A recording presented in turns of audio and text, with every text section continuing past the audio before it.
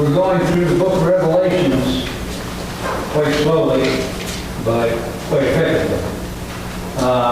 And we are into chapter 12, and what we're going to do today is just kind of cover the first part of chapter 12, and then we'll get into the rest of it next week. But through the first 11 chapters, I think if you've learned anything, you've learned that this is a book of Revelation. It's a book of symbols. It's symbols from the very beginning all the way to the very end. And this chapter, chapter 12, is absolutely no exception. It is jam-packed full of symbols. It reads, this particular chapter, reads like an amazing love novel. The novel starts, like a lot of novels, with a great spiritual war that's about to take place in heaven. And but like all novels, if you don't know the characters, then you're going to have a hard time picking up on the story, and you're going to miss a lot. So that's where I thought we'd start today, is introducing you to some of the characters in this particular chapter. And they would be the great spiritual struggle involved, but it's not limited to, a woman. This woman, every time you see her, she represents Israel. A dragon, we've already met him, he's a bad guy, Satan. The woman is pregnant with a child. That child represents Jesus. And the woman's offspring is Christians. So, lots of symbolism here. And what's really amazing is that this particular symbolism comes from one teeny tiny little verse way back in the Old Testament. But it's absolutely beautiful to watch how God holds all these things together.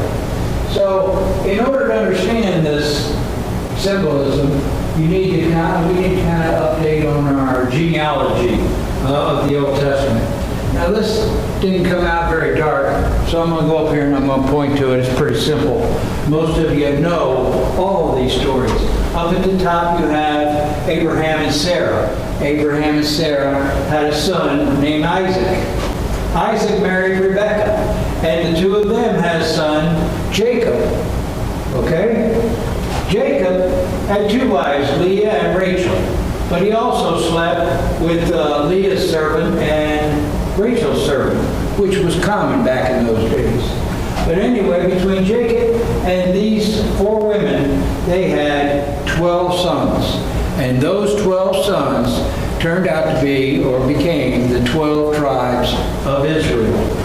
What I want you to pay particular attention to is this one right down here, number 11, the 11th son, Joseph.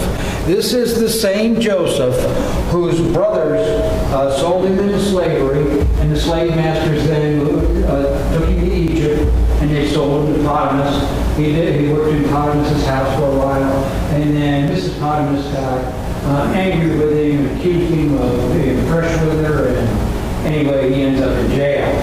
So he stays there for several years but God is with him all through this.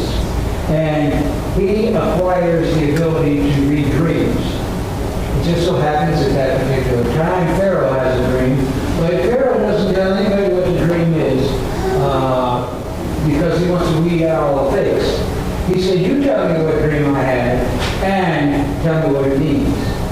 So nobody can do it, but somebody remembered Joseph in jail could interpret dreams. So Joseph comes out, he not only tells what the dream was, but he interpreted it, and he thwarts a catastrophe that could overcome him. From that point on, Joseph becomes the second most powerful man in Egypt.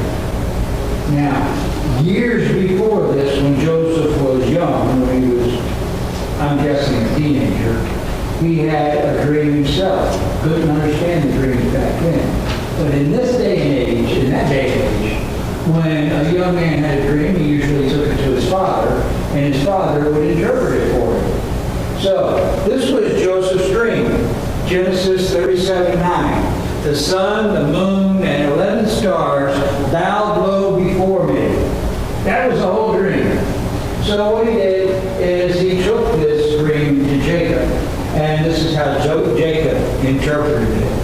Jacob said the son was himself. He said the moon represented his wife Rachel. And he said the 12 stars represented the 11 or the 12 sons, the 11 sons, and Joseph himself. Now, if you remember the story of Joseph, it's a beautiful story, but if you remember the story of Joseph, you'll remember that his dream came true. It was exactly what happened. But in written form, it looks like this. The sun represents himself, Jacob. The moon represents his wife, Rachel. And the 12 stars represent the 12 sons who would become the 12 tribes of Israel. The only thing I want you to remember in this right now is the symbols themselves. The sun, the moon, and the 12 stars. And that brings us right into our first verse in our chapter 12 today. The first verse says, Now a great sign appeared in heaven, a woman clothed in the sun, with the moon under her feet, and on her head was a garland of 12 stars. Now, all I want you to remember right now is that this woman represents Israel. Okay? That's what I want you to remember about her. She represents Israel. Verse 2. Then being with child, being with Jesus, she cried out in labor and in pain to give birth. More symbolism here. And it's beautiful symbolism. She cried out in pain to give birth. Remember when Mary was about to give birth to Jesus. What was Israel doing? Israel was crying out in pain because they were a captive nation to the Roman Empire and all the valleys that brought with it. You see how all this symbolism ties together? It's a really, really beautiful story. So let's go to verse 3. Then another sign appeared in heaven. Behold, a great fiery red dragon, having 7 heads and 7 horns and 7 diadems on his head. Diadem is a crown. We met this guy a couple of chapters ago. And we talked a little bit about what all this stuff represents. But today we're going to talk in a little bit more detail because I truly think it's important that you kind of get it and understand it. This symbolism is much more difficult than the woman and Jesus and all that kind of stuff. This symbolism gets actually pretty deep into the government. So let's start with this graphic. The 7 heads are symbols of 7 world governments. The 10 horns are symbols of 10 powerful kings. The 7 crowns are symbols of 7 governmental divisions controlled by these 10 kings. Clearly there's some overlap here. But don't confuse number 3 there with number 1. Those 7 world governments are entirely different. The third one there will be one world government, and it will be divided into 7 divisions so that you can understand that a little bit better. Now, by the time the Apostle John was writing this book, by the time he lived, 5 of these, top one there, 5 of these world governments had already come and gone. And they were 7 heads, 7 Gentile world governments: Assyria, Egypt, Babylon, Medes and Persia, that put that as one, and Greece. These were world governments. They were world governments because they controlled the world, or at least that part of the world that they knew about. So they would go out and they would conquer all the surrounding areas until they got as far as they could, and they considered that a world. So that's why they're considered a world government. Now, during John's time, the 6th world government was in power, and that, of course, was Rome, the Roman Empire. By the time the Roman Empire fizzled out, after that, then we started getting countries, and we started getting states within countries, and all these started their own governments. So there has never been a world government since the Roman Empire. Once the Roman Empire fizzled out, there has never been a world empire since then. But there will be. There will be one more world government. And that will be called the United Nations. That's not the United Nations that we know about, because that's not a world government. They just the United Nations that we know just represents a bunch of countries. They have no particular power. They convince this country to give to this country financial aid for catastrophes and all that kind of thing. And they do really great work. But they're not a government. Beginning of the tribulation period, there will be a world government that starts. And they will be called the United Nations. And they will be comprised mostly of the European Union and all the countries that associate with them. And it will be essentially a world government. In fact, it will be a world government. Now, the United Nations, this last world government, the seventh world government, will develop actually in 3 stages. The first stage is the world divided into 10 regions with 10 leaders called kings. That's 10 horns and 10 crowns. Okay.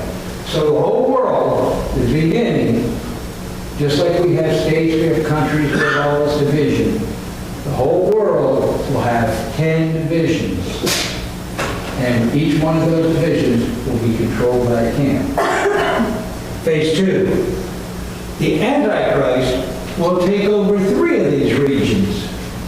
That leaves 10 kings with only 7 regions. And these kings will cooperate and they'll get along with one another. So they'll be able to have 10 of them and still control only 7 governments. The Antichrist will control the other 3 governments.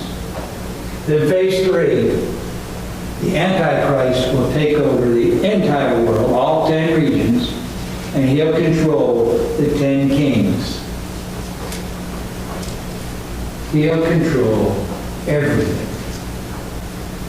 Now, I understand that this is kind of confusing, but why you need to know it and what's important about it is the bottom line to all this happening is very, very scary. You have to realize that the first 6 world governments that have come and gone, the first 6 world governments were controlled by Satan. You stop back and think, you might think the Greek Empire and how the Greeks had such great architecture and such great medicine and such great this and such great that, and the people all lived good lives, and the people were wealthy, and the people were rich. That was still controlled by Satan, because what you didn't see so much of is that Greece then went out all over the world that they knew of, at least, all over the world, and they conquered all these people. And life for them wasn't so good. We've all seen the stories of the Roman Empire and how life was in Nazareth and Bethlehem in Jesus' time under the Roman Empire. The taxation was so high that the common guy couldn't hardly make ends meet. And their life was difficult. And that's to say nothing of all the slaves that were captured within the world and brought back to the central of the government. Where they were slaves forever until they fizzled out. But what's important here is to know that Satan will control the 7th government also.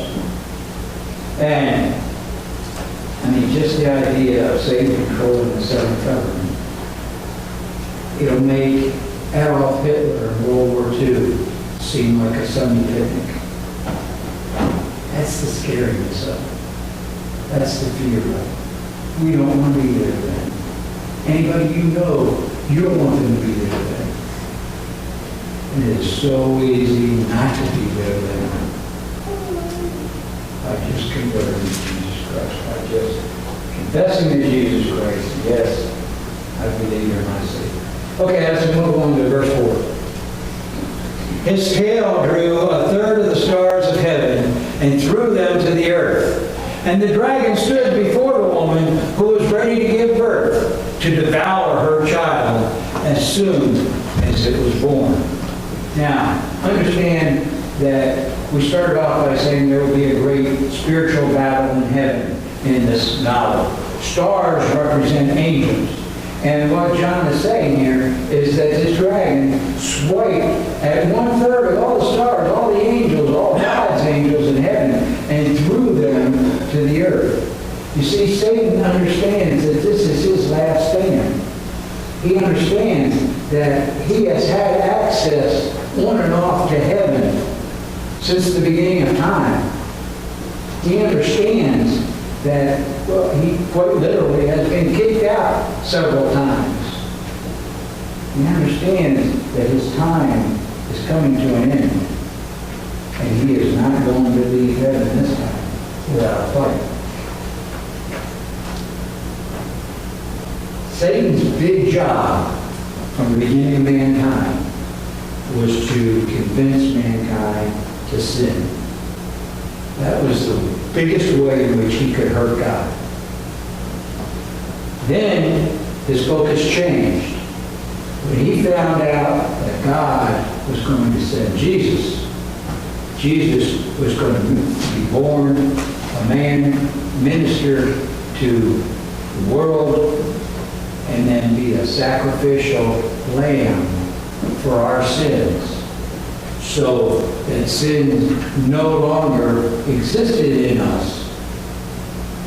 That was Satan's mission at that point on, to stop Jesus. Stop the birth. Stop him during his ministry. Stop him from getting up on that cross. Stop him from dying. Stop him from resurrecting, which of course he couldn't.